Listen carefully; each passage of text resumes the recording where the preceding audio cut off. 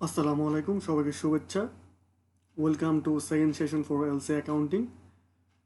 LC অ্যাকাউন্টিংয়ের first সেশনে আমি দেখিয়েছিলাম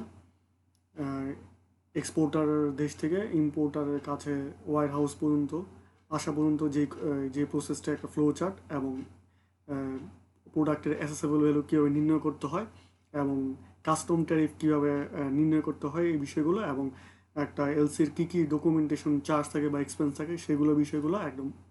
আর একটা সিএনএফ এজেন্টের মাধ্যমে আমরা কাস্টমের মাধ্যমে কাস্টম থেকে পণ্যটা ছাড়িয়ে আনি ওয়ার হাউসে ইম্পোর্টারের, তার এক সিএনএফ এজেন্টের একটা খরচ আছে, সেই খরচের এক টেবিল অফ কন্টেন্টগুলো, এই বিষয়গুলো আজকে ইনশাল্লাহ কাজে লাগবে।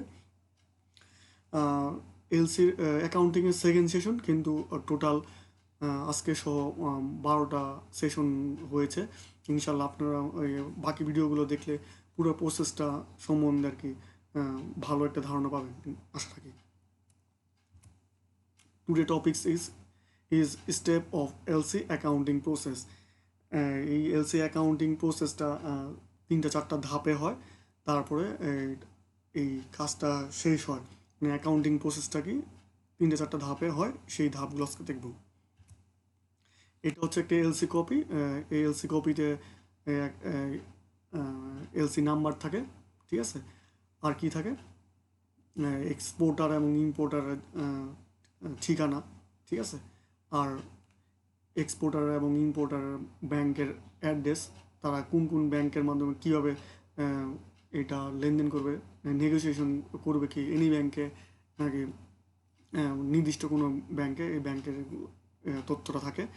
এছাড়াও কি থাকে, এটা রিভোকেবল এলসি নাকি ইরিভোকেবল এলসি, এবং এটা কোন আইন দ্বারা মানছে। সাধারণত ইউপিসিডি 600 এই আইন অনুসরণ ফলো করি, আমরা এটা করি। আর এটা শিপমেন্টটা কিভাবে হবে, এফওবিতে হবে নাকি মানে শিপমেন্টটা কোন ইনকোটামদের হবে, এগুলো থাকে। প্রোডাক্টের ডিসক্রিপশন থাকে টোটাল, তারপর ডকুমেন্টেশনের কিছু বিষয় থাকে, এগুলো থাকে। পার্সিয়াল শিপমেন্টের বিষয়টা থাকে, ট্রান্সশিপমেন্টের বিষয়টা থাকে, অ্যাড কনফার্মের ব্যাপারটা থাকে, ঠিক আছে। এই বিষয়গুলো আর সবচেয়ে বিষয় হচ্ছে কোন শিপমেন্টের তারিখটা থাকে, কোন জাহাজ দিয়ে আসছে এবং কত তারিখে আসছে, ওইখান থেকে ছাড়ছে। এবং আরেকটা হচ্ছে এক্সপোর্টার তার ডকুমেন্টগুলো কত দিনের মধ্যে এটা নমিনি ব্যাংকে সাবমিট করছে, এটা কি শিপমেন্টের কি দেরি হচ্ছে কিনা, এই বিষয়গুলো এখানে বিস্তারিত তথ্য এখানে থাকে।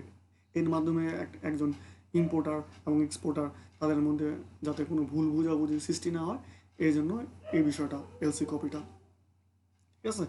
ইনশাল্লাহ এলসি এখানে ভালো বোঝা যাচ্ছে না, ইনশাল্লাহ আরেকদিন কী কী থাকে A to Z আরেকটা ভিডিওর মাধ্যমে দেখিয়ে দেব। এই এলসির আজকে যে ইম্পর্টেন্ট বিষয় হচ্ছে এন্ট্রি প্রসেসটা কী, মানে ট্রানজ্যাকশনটা কী করতে হয়। ফার্স্টই আমাদের একটা সফটওয়্যারে যে এলসি যে নাম্বার থাকে, এই এলসি কোন এলসিটা খুঁজছে, র মেটেরিয়াল হলে র মেটেরিয়াল, প্যাকেজিং হলে প্যাকেজিং, ঠিক আছে। ক্যাপিটাল মেশিনারি হলে ক্যাপিটাল মেশিনারি নামে আর এলসি নাম্বার দিয়ে একটা খুলে ফেলবো, সাবসিডিয়ারি লেজার বলা হয়। তারপরে এই যে এলসি ওপেন করলাম, এলসি খুলতে গিয়ে শেষ পর্যন্ত কিছু খরচ হয়, আমি টেবিল অফ কন্টেন্টে দেখিয়েছিলাম। এই খরচগুলো কস্ট সেন্টার অনুযায়ী এটা রাখতে হবে। কস্ট সেন্টারগুলো কী কী কী হইতে পারে, ওই যে যেগুলো এক্সপেন্স দেখিয়েছিলাম, এখানে একটা উদাহরণ দিয়ে সিএনএফ এক্সপেন্স কমিশন, সিএনএফ বিল হইতে পারে, শেড রেন্ট হইতে পারে, ভ্যাট হইতে পারে, ঠিক আছে। ব্যাংক পেয়েবল হইতে পারে, সাপ্লায়ার পেয়েবল হইতে পারে, ঠিক আছে। আরও বিভিন্ন মিসিলেন্স এক্সপেন্স আছে, এগুলো হইতে পারে। তারপরে স্টেম চার্জ, এই সব বিষয়গুলো কস্ট সেন্টার অনুযায়ী। তারপর সুইফট চার্জ হইতে পারে, অ্যামেন্ডমেন্ট চার্জ হইতে পারে, এগুলো কস্ট সেন্টার অনুযায়ী এখানে আমরা বুক করব। দেন আমরা এটা কন্ট্রোল লেজারের মাধ্যমে একটা ফিক্স অ্যাসেট বের করব। কন্ট্রোল লেজারটা কি, এই যে আমরা এলসিটা ওপেন করলাম, তারপরে কমিশনগুলো ই করলাম, এলসিটা কী করতে হয় শেষ পর্যন্ত, কি আমাদের এলসিটা কী করতে হয়, এন্ড করতে হয়, মানে ক্লোজ করে দিতে হয়। যখন ক্লোজ করে দেবো, কার আন্ডারে করবো, একটা নাম দিতে হয়। প্রোডাক্ট ক্লোজিং স্টক ইন ট্রানজিটও দিতে পারি, বা যেই পণ্যটা আমরা আনছি তার নামেও বুক করতে পারি। মনে করলাম আমরা র মেটেরিয়াল অ্যান্ড ম্যাটেরিয়ালস, তো এক্সপেন্সগুলো আমরা ফার্স্টে গিয়ে ডেবিট করছিলাম, পরে ক্রেডিট করলাম, এবং র মেটেরিয়ালগুলো কী করছিলাম, এলসিটা আমরা কি ডেবিট করছিলাম, ক্রেডিট করে দিলাম, ঠিক আছে। পরে আমরা এর মধ্যে কিছু ট্যাক্স এবং ভ্যাটের রিবেট পাই, এগুলো করে যেই অ্যাসেটটা বের হয় এটা হচ্ছে ক্লোজিং স্টক বা ফিক্স অ্যাসেট নামে, এটা আমরা বের করে দেব। ইনশাল্লাহ এগুলো আমরা পরবর্তীতে আরও ক্লিয়ার ধারণা পেয়ে যাব। তো ফার্স্টে হচ্ছে আমাদের সাবসিডির একটা অ্যাকাউন্ট খুলতে হয়, তারপর সাবসিডির লেজার অ্যাকাউন্ট খুলতে হয়, এটা কস্ট সেন্টার অনুযায়ী রাখবো এবং কন্ট্রোল লেজারের মাধ্যমে আমরা এটা ক্লোজিং স্টক পাই বা ফিক্সড স্টক পাই, ঠিক আছে। ক্লোজিং কন্ট্রোল লেজারের মাধ্যমে কী করি আমরা, যে এলসিটা খুলছি এই এলসিটা আমরা করে দিই, মানে ক্লোজ করে দিই, ঠিক আছে। মানে এই পুরো প্রসেসটা ক্লোজ করে আমরা ক্লোজিং স্টকে পাঠিয়ে দিই। দেখি আমরা এটা কীভাবে করি। প্রথমে আমরা ব্যাংকে একটা এলসি খুলতে গেলে ব্যাংক সাধারণত আমাদের একটা মার্জিন জমা দিতে বলে।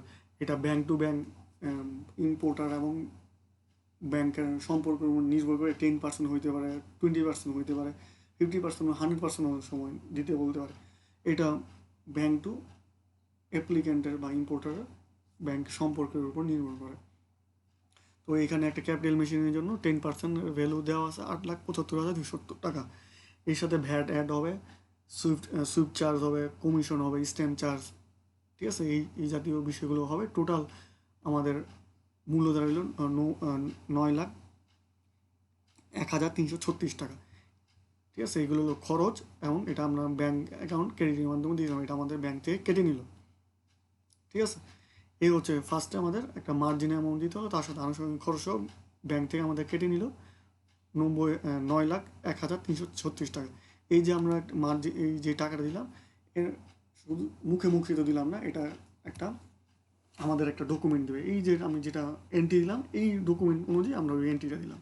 এখানে দেখছেন margin on LC, stay, miscellaneous expense, swift charge, VAT, opening commission, এই যে বিষয়গুলোই এখানে আছে। তো এটা আমাদের document, bank document for margin and charge. অনেক সময় হইতে পারে এলসিটা অ্যামেন্ডমেন্ট করতে লাগতো। অ্যামেন্ডমেন্ট হয় পরিবর্তন। কিছু জিনিস হয় যে আমরা যখন এলসিটা ওপেন করলাম তখন বললো যে ইম্পোর্টার বললো না এটা এরকম হয় না, আমি ভুলবশত এটা করে ফেলছি, বা এক্সপোর্ট, ঠিক আছে, এটা আমার অ্যামাউন্টটা লাগবে, বা এক্সপোর্টার বললো আমি তো এমন বলি নাই, এরকম হবে। তখন ওই ওই সংশোধনটা করে যখন পাঠায় তখন ব্যাংক কী বলে, আমাকে এলসি ওই অ্যামেন্ডমেন্টের কমিশন দিতে হবে এবং সুইফট চার্জ দিতে হবে এবং ভ্যাট দিতে হবে। ওই সেমই এই ব্যাংকের মাধ্যমে 21,645 টাকা এটা একটা এন্ট্রি দিলাম। যেগুলো লাগলো কমিশন লাগলো, সুইফট চার্জ এবং ভ্যাট, এবং ব্যাংক থেকে কেটে নিল। এইটার জন্য সেম একটা আমাদের একটা ডকুমেন্ট দেবে ব্যাংক থেকে। এই দেখেন যে ব্যাংক থেকে ডকুমেন্ট দিল সেম। যেই কাজই করবো আমরা ডকুমেন্ট ছাড়া কোনো কাজ করবো না, মুখে মুখে এলসির কোনো কাজ হয় না, ঠিক আছে। ব্যাংক থেকে আমাদের ডকুমেন্ট দিল, আমরা এই কাজটা করলাম। তাহলে ফার্স্ট কী কাজ করলাম, একটা মার্জিন জমা দিলাম, ব্যাংকের টাকা কাটিয়ে নিল এবং অ্যামেন্ডমেন্ট করলাম, তার জন্য কিছু খরচ আছে, খরচগুলো দিলাম এবং ব্যাংকের মাধ্যমে এটা আমাদের অ্যাকাউন্টিং প্রসেসে বুক করে ফেললাম। দেন আমাদের এই যে পণ্যটা আসবে এই পর্যন্ত, চিটাং পোর্ট হোক বা রেলওয়েতে হোক বা আমাদের ঢাকা এয়ারপোর্টে হোক, এই যেটাই হোক, মনে করেন আমার চিটাং পোর্ট পর্যন্ত আসলো আমাদের এইটা, এই পণ্যটার ঝুঁকি এড়ানোর জন্য আমাদের, যাতে পণ্যের কোনো ক্ষতি না হয়, এই যদি ক্ষতি হয় ঝুঁকি থেকে এড়ানোর জন্য আমরা একটা ইন্স্যুরেন্স করি। এই ইন্স্যুরেন্সটা একটা মেরিন ইন্স্যুরেন্স, সেহেতু যে আমি আগের স্লাইডে দেখেছিলাম 1% মেরিন ইন্স্যুরেন্স, 1% একটা কমিশন, 1% একটা কস্টের ব্যাপার থেকে এখানে এই বিষয়টা নাই, ঠিক আছে, যেহেতু এটা মেরিন ইন্স্যুরেন্স। তো এখানে ইন্স্যুরেন্স প্রিমিয়াম ধরা হয়েছে 1,50,016 টাকা, ভ্যাট আছে 22,502 টাকা এবং স্ট্যাম্প চার্জ আছে, টোটাল খরচ আছে 1,78,350 টাকা, ঠিক আছে। তো তাহলে আমরা কী করলাম, ইন্স্যুরেন্স কোম্পানিকে একটা পেয়েবল ক্রিয়েট করলাম এবং খরচগুলো দিলাম। যেহেতু আমরা কী করলাম অ্যাক্রুড বেসিসে অ্যাকাউন্টিংটা করলাম, পেয়েবল ক্রিয়েট করে রাখলাম, পরবর্তীতে আমরা এটা দিয়ে দেবো। তো পরবর্তী যখন দেবো ইন্স্যুরেন্স কোম্পানি ডেবিট, আমাদের ব্যাংক থেকে টাকা চলে যাবে ব্যাংক ক্রেডিট। ঠিক আছে, এইটা হচ্ছে বিষয়। অনেক সময় ইন্স্যুরেন্স যেখান থেকে ইন্স্যুরেন্স করে আমাদেরকে খুশি রাখার জন্য, ঠিক আছে, বা ক্লায়েন্ট ধরে রাখার জন্য অনেক সময় ইন্স্যুরেন্স কোম্পানিগুলো কী করে কমিশন দেয়। যদি এরকম বিষয় থাকে যে ইন্স্যুরেন্স কমিশন রিসিভেবল ডেবিট আর ইন্স্যুরেন্স কমিশন ক্রেডিট, এটা এখন 31শে ডিসেম্বর 2020 থেকে এটা দেয় না। ঠিক আছে, এটা নিয়ম নেই, সেই জন্য এটা আমরা আলাদা দেখিয়েছি। যদি দেয় তাহলে আমরা এটা এন্ট্রি দিব, আর না দিলে তো দরকার নেই। ঠিক আছে, এই কমিশনের বিষয়টা এখন আর নেই 2021 সাল থেকে। ঠিক আছে, তো আমরা ফার্স্টে কী করলাম, আমি আবার রিকল করছি। প্রথমে আমাদের কী করতে হয়, এলসি মার্জিনে টাকা দিতে হয়, ব্যাংক থেকে টাকা যায়, তা এলসি অ্যামেন্ডমেন্ট করতে হয়, ওটা আমাদের ব্যাংক থেকে টাকা যায়, এবং ইন্স্যুরেন্স করতে হয়, এটাও আমাদের ব্যাংক থেকে টাকা যায়। এবং 3টা কাজে করতে কি কিছু ডকুমেন্টেশনের ব্যাপার আছে। ঠিক আছে, ওই খরচ সহই কিন্তু এটা দিতে হয়, এখানে আমি আবার রিকল না করলাম। দেন আমার এই যে ইন্স্যুরেন্স যেটা দিলাম, যে ইন্স্যুরেন্সের যে খরচটা, ঠিক আছে, এই যে এরকম ইন্স্যুরেন্সের কভার নোট সহ আমাদের দেয়। ঠিক আছে, ঠিক আছে, এটা পণ্য টু পণ্য ভ্যারি করে ইন্স্যুরেন্সের ব্যাপারটা। ওই ইন্স্যুরেন্স কোম্পানি যেভাবে দিবে ওইভাবে আমাদের এন্ট্রি দিতে হবে। দেন আমাদের কাস্টম হাউস থেকে কি আছে, একটা অ্যাসেসমেন্ট নোটিশ আছে যে এটা আমাদের পে করেন। তো এই অ্যাসেসমেন্ট নোটিশটা 2 ভাগে এই খরচটা দিতে হয়। আমি আগেও বলেছি গ্লোবাল ট্যাক্স আর ইনকাম ট্যাক্স। গ্লোবাল ট্যাক্স হচ্ছে ওই যেই পণ্যটার জন্য, ওই পণ্যটার সব পণ্যের জন্য ওই ট্যাক্সটা নির্ধারণীয় থাকে, ওই ট্যাক্সগুলো দিতে হবে। আর এই আইটেম ট্যাক্সটা এইচএস কোড, এটা কাস্টম ট্যারিফে বুকে এটা থাকে, এটা পণ্য টু পণ্য ভ্যারি করে। যেমন এই এই এই অ্যাসেসমেন্ট নোটিস, এই মেশিনারির জন্য ডকুমেন্টেশন প্রসেসিং ফি 30 টাকা, ভ্যাট অ্যান্ড কমিশনটা হচ্ছে 4720 টাকা, ইনকাম ট্যাক্স অ্যান্ড কমিশনটা হচ্ছে 3147 টাকা, কন্টেনার স্ক্যানার ফি হচ্ছে 735 টাকা 75 পয়সা, আর কাস্টম ডিউটি হচ্ছে 90,000 টাকা। আর বাকি ডিউটিগুলো নেই এই পণ্যের জন্য। ঠিক আছে, যদি প্যাকেজিং হইতো আলাদা হইতো, র মেটেরিয়াল হইলো আলাদা হইতো, এইগুলো থাকতো তখন ওই অনুযায়ী এটা হইতো। এই সকলগুলো আমাদের কোথায় দিতে হয়েছে, ডেপুটি কমিশনার অফ কাস্টম সেটা দিতে হয়েছে। এটা কে দিয়েছে, সিএনএফ এজেন্ট এটা পে করেছে 99,524 টাকা 45 পয়সা। এই অ্যাসেসমেন্ট নোটিশ আসার পর এটা কাস্টম ডিউটিটা আমাদের দিতে হয় ট্রাইব সহ। এটা দুইটা, একটা ভাগে ভাগে গ্লোবাল ট্যাক্স আর একটা হচ্ছে আইটেম ট্যাক্স। ঠিক আছে, ডকুমেন্টেশনের উপরে বা এটা দিতে হবে। আর আইটেম ট্যাক্সটা হচ্ছে আইটেমের উপরে ই হয়। এটা আমি আগেও এই অ্যাসেসমেন্টটা কীভাবে হয় এটা আমি দেখিয়েছি। ঠিক আছে, এটা ক্যাপিটাল মেশিনারি যেহেতু এটা 1% হারে এই টাকাটা কাস্টম ডিউটি দিতে হয়েছে, আর বাকিগুলো আরডি, এসডি, ভ্যাট, এটিগুলো দিতে হয়নি। এই যে আসছে অ্যাসেসমেন্ট নোটিশটা, যে এইরকম এটা ডকুমেন্টটা, ঠিক আছে, এই খরচটা এইরকম হয়। এখানে বলা আছে যে item tax will be HS code, মানে এইচএস কোডের অনুযায়ী এটা হবে। এটা 1% হারে হয়েছে, এবং র মেটেরিয়াল প্যাকেজিং এবং SD has been separate are also VAT tax impose respectively. যেটা বলছি র মেটেরিয়াল প্যাকেজিং হলে এটা আলাদা হবে। ঠিক আছে, তো আমি বললাম, আবারও রিকল করছি। ফার্স্টে কী করতে হয়, আমাদের মার্জিনটা জমা দিতে হয়। তো যদি কোনো অ্যামেন্ডমেন্টের বিষয় থাকে অ্যামেন্ডমেন্টটাও দিতে হয়, অ্যামেন্ডমেন্ট চার্জ সহ। তারপর ইন্স্যুরেন্সের দিতে হয় অ্যাক্রোড অনুযায়ী। তারপর এটা পেয়েবেল করে, তারপর অ্যাসেসমেন্ট নোটিশ আছে, ওই অ্যাসেসমেন্ট নোটিশটা কোথায় আসে, কাস্টম ডিউটি থেকে, কাস্টম থেকে আমরা পেমেন্ট করে দিই। ঠিক আছে, সিএনএফ এজেন্ট এটা করে দেয়। এই যে এটা হচ্ছে একটা ওই প্যাকেজিং ম্যাটেরিয়ালসের একটা, এইখানে আবারও যে আরডিএসডি সব মোটামুটি সবগুলি আছে। এটা হচ্ছে ওইটার একটা কি, মানে পেমেন্ট যে করলাম ওই পেমেন্টের একটা ডকুমেন্ট। আমরা যেই পেমেন্টই করবো যখনই ওগুলো ডকুমেন্ট আমাদের দিবে, ডকুমেন্ট ছাড়া আমরা কোনো কাজ করবো না। তারপরে সিএনএফ এজেন্ট মাধ্যমে আমরা কি করি, কাস্টম থেকে এটা ট্রাকে করে আমাদের ওয়্যার হাউসে এটা শিপমেন্ট করে দিলে, লোডিং আনলোডিং আমি কালকে দেখিয়েছিলাম কীভাবে এটা প্রসেসটা করে। ঠিক আছে, ওই ফ্লো চার্টটা ওটা আপনারা দেখবেন, ইনশাল্লাহ উপকার আসবে।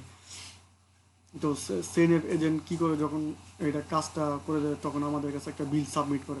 বিলে কী কী থাকে দেখেন, শেড ডেন যেগুলো যে থাকে সাধারণত ওগুলোই আর কি। এই এলসির ক্ষেত্রে কী কী আছে, শেড ডেন যে এলসিটা আইসা কোথায় চিটাং পোর্টে আইসা পড়ছে তার একটা চার্জ, যে শেডে রাখছে তার একটা ভ্যাট, শিপ লাইনের একটা CNF charge, loading unloading labour charge, delivery expense, customs, miscellaneous expense, custom CNF charge মানে মিসিলেনিয়াস এক্সপেন্সের মধ্যে miscellaneous expense BL verify, miscellaneous expense date entry others, CNF কমিশনে এই বিষয়টা খেয়াল করবেন।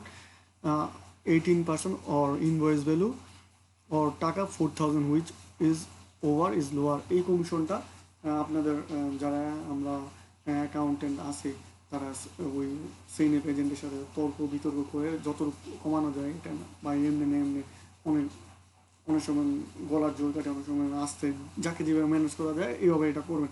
কারণ এইসব যত আপনি কমিয়ে দিবেন তাদের কমিশনটা তত আপনার প্রোডাক্টের প্রাইসটা কী হবে, লো হবে এবং আপনার প্রোডাক্ট কস্টটা কম হবে এবং এটা প্রফিট করতে পারবেন। ঠিক আছে, এইভাবে ম্যানেজ করেই আপনাদের এই সিনেপ এজেন্টদের দ্বারাই এই বিলগুলো করবেন। আবার আর এই সাধারণত সিনেপ এজেন্টগুলো কী হয়, অনেক সময় কী করতে হয় আমাদের সিলেক্ট করতে অনেক মানে সিলেক্ট কীভাবে করে অনেক থাকে তাদের থেকে যেই এই কাজটা আমাদের লোয়ার রেটে করে দিতে পারবে তাদেরকে দিয়ে আমরা করাবো এবং যারা অনেক দিন ধরে করাচ্ছে এই কাজগুলো করে মার্কেটে অনেক দিন ধরে করে একই জাতীয় কাজগুলো, মানে অনভিজ্ঞ লোক যারা করাবো না। ঠিক আছে, আবার অনেক বলে আমি কমে করে দিব কিন্তু তারা আসলে করতে পারে না, অনেক বলবে। তো আমাদের এই দিক থেকে খেয়াল একটা বিচক্ষণতার প্রয়োজন দিতে হবে। কার অনেক সময় মাসেল পাওয়ার দিয়ে অনেক কাজটা করিয়ে নেয়, যার ক্ষমতা বেশি, যারা চতুর মার্কেটে তাদের দিকে এই সিনিয়র এজেন্টরা এটা করবো, এই দিক থেকে খেয়াল রাখবো। ঠিক আছে, মিসেলেনিয়াস এক্সপেন্স কী থাকে, 100% commission report, miscellaneous expense documentation for fee, income tax on CNF commission. এই টোটাল খরচগুলো হচ্ছে একজন সিএনএফ এজেন্ট দেয় আর আর ক্রেডিট করবো সিএনএফ এজেন্ট ক্রেডিট করবো। ঠিক আছে, টোটাল হচ্ছে 1,64,043 1,64,16,43,702 টাকা। এই হচ্ছে টোটাল খরচের আন্ডার সিএনএফ এজেন্টকে আমাদের দিতে হবে। এই খরচগুলো আমরা বুক করবো লিজ কন্ট্রোল এজেন্ট এবং ক্রেডিট করবো 16,43,702 টাকা। ঠিক আছে, করে আমরা পরে আমরা তাদের একটা দিয়ে দেবো যখন আমাদের বিলটা সাবমিট করলো, তো আমাদের তো বিলের একটা ডেট দিয়ে দেবো, ওই ডেট অনুযায়ী তাদেরকে পেমেন্ট করবো। তখন পেমেন্ট করবো যখন আমরা এখানে কি অ্যাক্টুড বেসিসে কী করছিলাম, সিএনএফ এজেন্ট কি ক্রেডিট করছিলাম, পরবর্তীতে আমরা সিএনএফ এজেন্ট ডেবিট করবো এবং ব্যাংকের মাধ্যমে টাকাটা চলে যাবে, একটা চেক দিয়ে দেবো, তারা আমরা ক্রেডিট করে ফেলবো। নোটে কী বলা আছে দেখেন, CNF agent bill charge depend with contact between buyer and CNF. আমি আগে বলছি তাদের পারস্পরিক সম্পর্কের উপর নির্ভর করে এবং ফিক্স করে দেয় একটা নোটি। অনেকের কাছে দিলে এই প্রোডাক্টটা আনবো, যারা লোয়ার রেট দিবে বা অনেক সময় হায়ার হইলেও অনেক সময় দিতে পারে, যারা অনেক ভালো কাজ করে তারা হায়ার রেটও দিতে পারে। তো এই সব বিষয়গুলো দেখবেন। তারপর miscellaneous expense vary to shipment, এটা ভেরি করে। একটা shipment bill claim separately by service provide or it may including CNF bill. একটা শিপমেন্টের বিল অনেক সিএনএফ এজেন্টের মধ্যে থাকতে পারে, সিএনএফ বিলের মধ্যে থাকতে অনেক সময় বায়ার কী করে issue in cheque in favour CNF. ওই যেই বিলটা দেয় sometime buyer issue cheque in favour of CNF paid custom duty. Custom duty যখন অ্যাসেসমেন্ট নোটিশটা আছে এটা তো সিএনএফ এজেন্টে দিয়ে বিলের সাথে কী থাকে অনেক সময় ইনক্লুডেড থাকে, তখন ওই সিএনএফ বিল এর মাধ্যমে কি অ্যাডজাস্টমেন্টটা করে নেয়। আমি আবার রিকল করছি, প্রথমে কি করে এটা বারবার রিকল করার কারণ হচ্ছে যাতে আপনারা না ভুলে যান। প্রথমে কি মার্জিনের টাকাটা জমা দিতে হয় এবং এর সাথে আনুষঙ্গিক খরচা থাকে, এটা ব্যাংক থেকে কেটে নেয়। দেন আবার কী করতে হয়, অ্যামেন্ডমেন্ট থাকলে কোনো পরিবর্তন থাকলে অ্যামেন্ডমেন্ট চার্জ সহ ওই আনুষঙ্গিক খরচও ব্যাংক থেকে টাকা কেনে সেকেন্ড এন্ট্রি গেলো। পরে ইন্স্যুরেন্স করতে হয়, ইন্স্যুরেন্সের বিভিন্ন খরচ আছে, খরচও ব্যাংক থেকে খরচসহ আমরা কী করি ওই ইন্স্যুরেন্স কোম্পানিকে ক্রিয়েট করি এবং পেয়েবল ক্রিয়েট করে পরবর্তীতে আমরা পেমেন্টটা দিয়ে দিই। পেমেন্ট ডেবিট, ব্যাঙ্ক ক্রেডিট, এটা হচ্ছে 3 নম্বর এন্ট্রি। ইন্স্যুরেন্সের ক্ষেত্রে কী হয়, খরচটা আমরা ক্রিয়েট করি এবং ইন্স্যুরেন্স কোম্পানিকে পেয়েবল ক্রিয়েট করি, পরবর্তীতে আমরা পেমেন্ট দিই। ইন্স্যুরেন্স কোম্পানি ডেবিট, ব্যাংকের মাধ্যমে এটা টাকাটা চলে যায়। দেন করে অ্যাসেসমেন্ট নোটিশ যখন হয়, গ্লোবাল ট্যাক্স এবং আইটেম ট্যাক্স, এটা খরচগুলো বুক করে এবং এটা কাকে দিই, চিটাগাং পোর্ট অথরিটি সিনেম এটা দিয়ে দেয়। পরবর্তীতে আমরা এটা সিনেম যখন বিলটা দেয় ওইটার সাথে ওই এটা অ্যাড থাকে, তখন এটা আমরা অ্যাডজাস্টমেন্ট করি। যেটা এখন দেখালাম,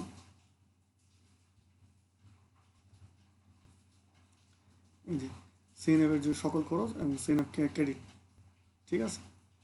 পরবর্তীতে আমরা কী করি, সিনেম এজেন্ট ডেবিট এবং ব্যাংক ক্রেডিট। এর হলো সিনেমের বিলটা দিলাম।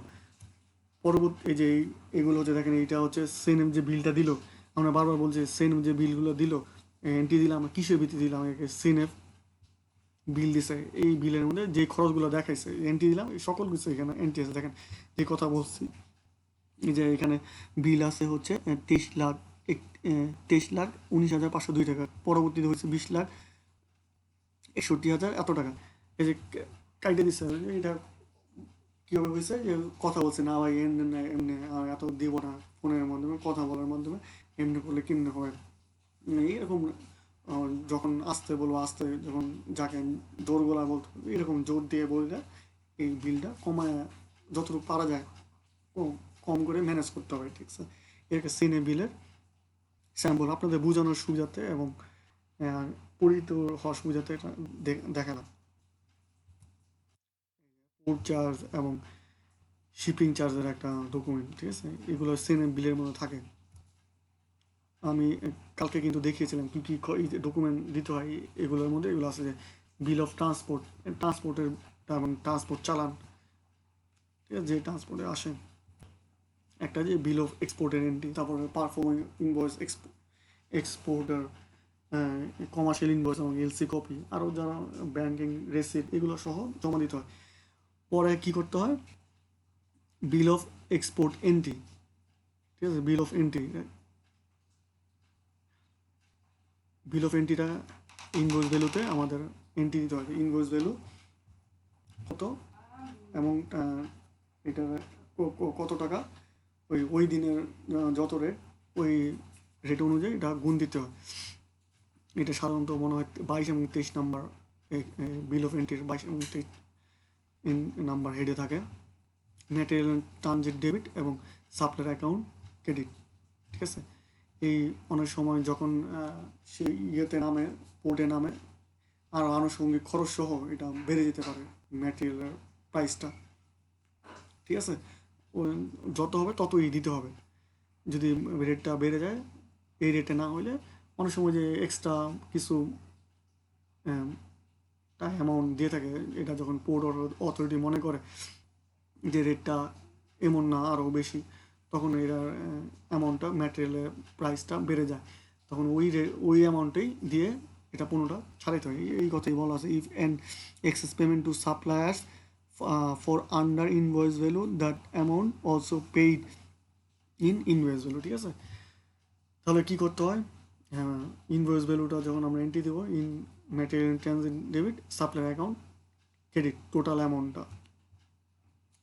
পরে আমরা যখন সাপ্লায়ারকে পেমেন্ট দেবো, কীভাবে দিব, এলসিটা যদি সাইড বেসিসে হয়, তো পুরো অ্যামাউন্টটা যেটা আমরা ক্রেডিট করছি এটা আমরা ডেবিট করলাম, আর যে মার্জিন অ্যামাউন্ট দিছে ফার্স্টে 10%, ওই মার্জিন অ্যামাউন্টকে কী করলাম, ক্রেডিট করলাম, আর যে 90% আছে ওইটা আমরা ব্যাঙ্ক অ্যাকাউন্ট নামে ক্রেডিট করলাম। এটা সাইড এলসিতে, মানে সাথে সাথে আমাদের হিউজ যখন টাকা থাকে তখন আমরা সাইড বেসিসে দিয়ে দিই। যখন আমাদের টাকা থাকে তখন আমরা ব্যাংকে বলি যে আমাদের টাকা নেই, আমাদের ইউপাস বেসিসে দেন, যে ইউপাস এটা এলসিতে বলা থাকে। আর যদি এলটিআর বেসিসে হয়, এলটিআর এটা একটা ব্যাংকের শর্ট টার্ম একটা লোন ফ্যাসিলিটিস, ঠিক আছে। তখন ওই যে আমরা টোটাল অ্যামাউন্টকে আবার ওই বেসিসে কী করি, এলসি অ্যামাউন্টকে ডেবিট করি মার্জিন অ্যামাউন্টকে ক্রেডিট করি, আর এলটিআর হইলে বা ইউপিএস ওইটা ওই অ্যামাউন্টটাকে ক্রেডিট করি। পরবর্তীতে আমরা এটা 360 দিন বা 180 দিন এরকম ডেট থেকে ততদিন পরে আমরা এটা পেমেন্টটা করে দিই। যে এখানে একটা কথা থাকে যে দিনের জন্য আমরা কিনলাম একটা লোন ফ্যাসিলিটিস নিলাম, ওই অ্যামাউন্টের জন্য একটা ইন্টারেস্ট ব্যাংক চার্জ করে, এটা আমরা কি করব না, ওই ম্যাটেরিয়ালের গায়ে লাগাবো না। এটা এলসিতে করলে কি হয়, ম্যাটেরিয়ালের প্রাইসটা কি বেড়ে যাবে, এটা ফাইন্যান্স কস্ট হবে, আমরা ফাইনাল অ্যাকাউন্টে দেখাবো, ঠিক আছে। এটা আমরা এই এলসির ম্যাটেরিয়ালের গায়ে দিব না। তো আমরা আবারও রিকল করি, প্রথমে কি করলাম, এলসি মার্জিন অ্যামাউন্টটা জমা দিলাম, তারপরে এলসি অ্যামেন্ডমেন্ট করলাম, ইন্স্যুরেন্স খরচগুলো বুক করলাম, পেয়েবল ক্রিয়েট করলাম, তারপর ইন্স্যুরেন্সের টাকাটা কী করলাম, পে করলাম ব্যাংকের মাধ্যমে। তারপরে কাস্টম ডিউটি, যে খরচগুলো আছে, গ্লোবাল ট্যাক্স, আইটেমস ট্যাক্স, ওই চিটাং পোর্ট অথরিটিকে দিলাম। পরবর্তীতে আমাদের কী করলো, সেনেভ এজেন্ট আমাদের কাছে একটা বিলের, সেনেভ এজেন্টের যে এক্সপেন্স আছে ওই দিল, আমরা তাকে ক্রেডিট করলাম এক্সপেন্স সহ, যে এক্সপেন্স আসলে সেনেভ বিলকে সেনেভ এজেন্টকে ক্রেডিট করলাম। পরবর্তীতে আমরা সেনেভ এজেন্টকে বিলটা দিয়ে দিলাম, সেনেভ এজেন্ট ডেবিট এবং ব্যাংক ক্রেডিট। পরবর্তীতে আমরা কী করলাম, যখন পেমেন্ট দিতে হবে যদি সাইড বেসিসে হয়, তখন আমরা পুরো এলসি অ্যামাউন্টকে ডেবিট করব, আর যে মার্জিন অ্যামাউন্ট আছে যেটা প্রথমে দিয়েছিলাম ওই মার্জিন অ্যামাউন্ট কী করবো, ক্রেডিট করবো, এবং যে 90% আছে ওটা ক্রেডিট করবো। যদি এলটিআর ফ্যাসিলিটিস ইউজ করি সেই ক্ষেত্রে আমরা পুরো পেমেন্টটা কী করবো, 89,10,750 ডেবিট, এলটিআর ক্রেডিট এবং মার্জিন অ্যামাউন্ট ক্রেডিট করবো। এই হচ্ছে পুরো এই পেমেন্ট। পরবর্তীতে আমরা কী করবো, এটা কন্ট্রোল লেজারের মাধ্যমে কী করবো, এটা এই এলসিটা কি ক্লোজ করবো। কীভাবে ক্লোজ করবো আমরা, ঠিক আছে। ফার্স্টে আমরা যে অ্যামাউন্টগুলো কী করছিলাম, ডেবিট করছিলাম, সেগুলোকে ক্রেডিট করব, এবং কিছু অ্যাডভান্স ট্যাক্স দিছিলাম এবং ভ্যাট দিছিলাম, ওগুলোকে কী করব, ডেবিট করব, আর টোটাল অ্যাসেটটাকে কী করব, ক্রেডিট করব, ঠিক আছে। টোটাল অ্যাসেটটাকে ডেবিট করব। এই দেখেন আমি যেটা বলছি যে ফার্স্টে যেগুলো খরচগুলো দিছিলাম, যে মার্জিন অ্যামাউন্ট, ইনভয়েস, এগুলো কিন্তু প্রত্যেকটা কী করছিলাম, ডেবিট করছিলাম। আমরা এখন এখানে ক্রেডিট করলাম মার্জিন অ্যামাউন্ট, ইনভয়েস ভ্যালু, বিভিন্ন প্রকারের কমিশনগুলো, ঠিক আছে। তারপরে VAT, documentation fee, insurance premium, custom duty, shed ড্যান, ভ্যাট অন শেড ড্যান, ইনল্যান্ড ট্রান্সপোর্ট,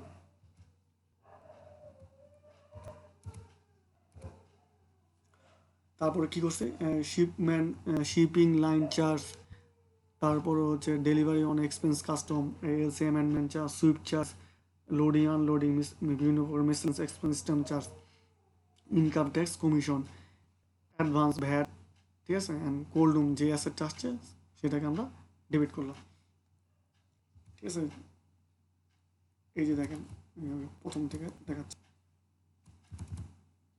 এই যে margin, stationery, miscellaneous expense, swift charge, এগুলো করছিলাম, ডেবিট করছিলাম, এগুলো ক্লোজিং এন্ট্রিতে কী হবে, এগুলো ক্রেডিট হয়ে যাবে, ঠিক আছে।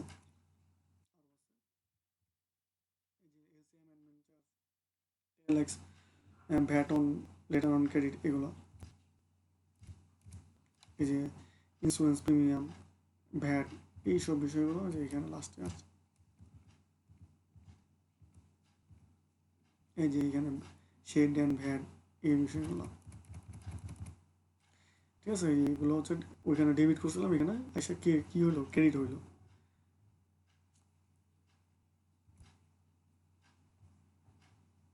সরি,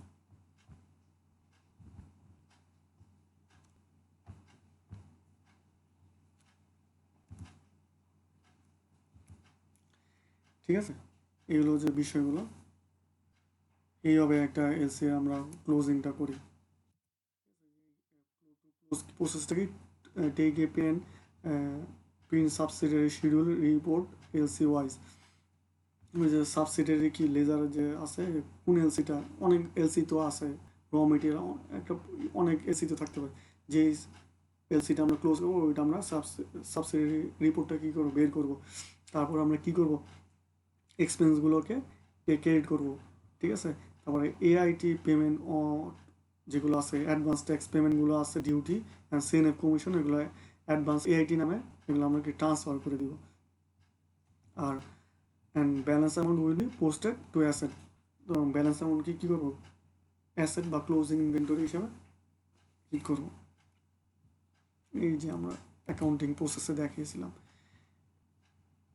এলসি যে ইয়েতে আসে, তারপর কস্ট সেন্টার অনুযায়ী হবে, এবং এই ক্লোজিং স্টকে আমরা কীভাবে হিট করবো এটা। তো আমি ফার্স্টে আবার বলছি, তুমি কী করতে হয়, এলসিটা মার্জিনটা জমা দিতে হয়, তারপরে এলসি অ্যামেন্ডমেন্ট করতে হয়, ইন্স্যুরেন্সের প্রিমিয়ামের টাকাটা যে খরচ আছে খরচ সহ পেয়েবেল ক্রিয়েট করতে হয় ইন্স্যুরেন্স কোম্পানিকে। তো পরবর্তীতে আমরা পেয়েবেলটা ব্যাংকের মাধ্যমে দিয়ে দিই। তারপরে কাস্টম অথরিটি একটা অ্যাসেসমেন্ট নোটিশ দেয়, ওই অনুযায়ী আমরা যে ট্যাক্স এবং আইটেম, গ্লোবাল ট্যাক্স আর আইটেম ট্যাক্স কাস্টম অথরিটিকে দিই। তারপরে এক্সপোর্টার আমাদের বিল দেয়, যে বিলগুলো আছে ওই বিলের খরচগুলো সহ আমরা সিএনএফ এজেন্টকে কী করি, পেয়েবেল ক্রিয়েট করি, এবং একটা নির্দিষ্ট টাইমে সিএনএফ এজেন্টকে আমরা এই পেমেন্টটা দিই ব্যাংকের মাধ্যমে, ঠিক আছে। পরবর্তীতে আমরা কী করি, এই বিল অফ এন্ট্রিটা যেহেতু আমাদের কি আসে, এই আমাদের ইন হাউসে মানে আমার ওয়ার হাউসে আসছে, তা পুরো এলসির অ্যামাউন্টটাকে আমরা পোস্টিং দিই ম্যাটেরিয়াল ট্রানজিট নামে। ম্যাটেরিয়াল ট্রানজিট ডেবিট এবং সাপ্লায়ার ক্রেডিট যখন পেমেন্টটা হয়ে যায়, তখন এই পেমেন্টটা আমরা কীভাবে করি, সাইড বেসিস হইতে পারে, এবং এটা কী বেসিস হইতে হয়, ইউপাস বা এলটিআর ফ্যাসিলিটি হইতে পারে। সাইড বেসিস হলে তার সাথে সাথে দিই, আর যদি এলটিআর হয় তো পুরো যেই স্টকটা আছে ওই পুরো material debit, margin amount credit, এবং যে অ্যামাউন্টটা এখনও বাকি আছে ওই অ্যামাউন্টটা ক্রেডিট করি। পরবর্তীতে এলসিটা কী করতে আমাদের ক্লোজ করতে কী হবে, যে এইগুলো আমরা ডেবিট করছিলাম সেই সকল খরচগুলো আমরা ক্রেডিট করি, এবং যেই